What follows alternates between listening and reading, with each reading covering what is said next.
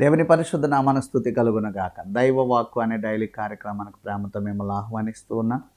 ఎలా ఉన్నారు? బాగున్నారా? దేవుని కృప మనందరికీ తోడై నడిపించునగాక. దేవుని ఆశీర్వాదాలు, దేవుని దీవెనలు మీకు మీ కుటుంబానికి మెండుగా కలుగునగాక. ఎపిసోడ్కి రాసిన పత్రిక 3వ అధ్యాయం 20వ వచనం 21వ వచనం చదువుతూ ఉన్నాను. మనలో కార్యసాధకమైన తన శక్తి చొప్పున మనము అడుగు వాటన్నిటికంటేను ఊహించు వాటన్నిటికంటేను అత్యధికముగా చేయ శక్తి గల దేవునికి క్రీస్తు యేసు మూలంగా సంఘములో తరతరములు సదాకాలము మహిమ కలుగునగాక. ఆమె ఇక్కడ చూడండి, అడుగు వాటికంటే ఊహించు వాటికంటే అత్యధికముగా చేయ శక్తి గల దేవుడు. దేవునికి మహిమ కలుగునగాక. మన దేవుడు ఎలాంటి వారు అంటే అడుగు వాటికంటే ఊహించు, అంటే ఊహకు కూడా అందదు దేవుడు ఎంత గొప్ప కార్యం చేయగలడు. నువ్వు ఏమడుగుతావో దానికంటే ఎక్కువ ఇవ్వగలడంట, ఏం ఊహిస్తావో దానికంటే ఎక్కువ ఇవ్వగలడంట. ఆ చేయగలిగిన శక్తి గల దేవుడు అంట. దేవుని స్తోత్రం కలుగునగా. కొన్నిసార్లు మనం అడగటానికి చాలా భయపడతాం కదండి. ఇంత పెద్ద కార్యాన్ని అడగవచ్చా, ఇంత గొప్ప విషయాన్ని అడగవచ్చా, స్వార్థంగా అనుకుంటాం కదా.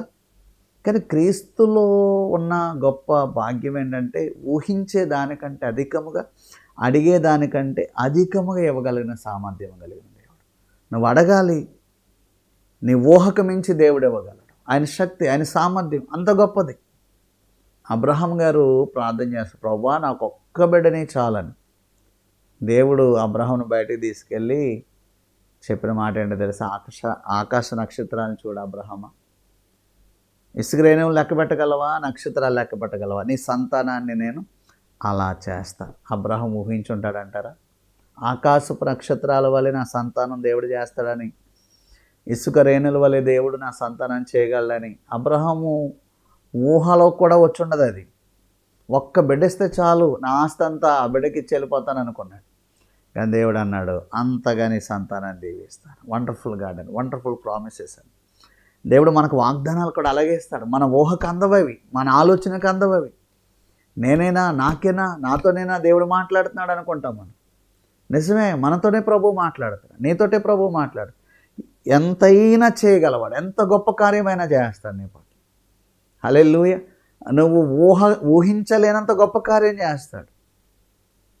ఖైదీగా, ఒక బానిసగా పట్టబడినటువంటి యోసేపును, ఖైదీగా జైల్లో పెట్టబడిన యోసేపును ఐగుప్తు మీద ప్రైమ్ మినిస్టర్ చేయగలిగాడంటే దేవుడు. ఎవరైనా ఊహిస్తారా? యోసేపు అనుకున్నాడు, ఏదో రకంగా ఈ జైల్లోంచి నేను బయటకు వెళ్తే చాలని. దేవుడు అనుకున్నాడు, జైల్లోంచి వెళ్ళడం కాదు, నువ్వు ఇక్కడ ప్రైమ్ మినిస్టర్ అవ్వాలి అని దేవుడు అనుకున్నాడు. దేవుని స్తోత్రం కలుగు. అసలు యోసేపు ఊహకు అందుదా? యోసేపు అన్నలో యోసేపును గుర్తుపట్టగలిగారా? గుర్తుపట్టలేనంత స్థాయికి, అంటే వారు ఊహకు అందలేదు. ఇక నా తమ్ముడి స్థాయిలో ఉంటాడంటే నేను నమ్మను అనే స్థాయిలో దేవుడు యోసేపుని దీవించాడండి. హల్లెలూయా. దేవుని పట్ల కూడా అలాంటి కార్యం తలపెడుతున్నాడు. దేవుని పట్ల కూడా అలాంటి ఉద్దేశం కలిగి ఉన్నాడు. ఎంతో ఉన్నతమైన ప్రణాళికలు ప్రభు మన పట్ల కలిగి ఉన్నాడు. మనం చిన్న చూపు చూడవలసిన పని లేదు, చిన్నగా మనం ఆలోచించకూడదు. దేవుడు నీ పట్ల ఏ ప్రణాళిక కలిగి ఉన్నాడో అది ఆలోచన చేయాలండి. ఆ ప్రణాళిక నువ్వు చూడాలి. ఎస్తేర్ని రాణిగా చేసిన దేవుడండి.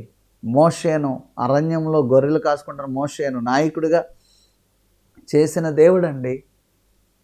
ఆయన ప్రణాళికలు అందవు, ఆయన ఉద్దేశాలు మనకి అర్థం కావు.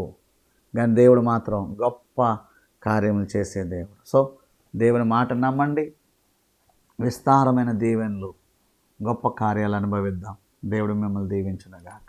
పరిశుద్ధమైన మా తండ్రి, విన్న వాక్యాన్ని గ్రహించి జ్ఞానం ఇవ్వండి. వినుచున్న వారు బహుగా దీవించబడుదురుగాక. విడుదల, స్వస్థత, ఆరోగ్యం, ఆశీర్వాదం, ఐశ్వర్యంతో నింపబడుదురుగాక. నాజరేయుడైన యేసు నామములో దీవించి ఆశీర్వదించి అడుగుచున్నాను మా పరమ తండ్రి.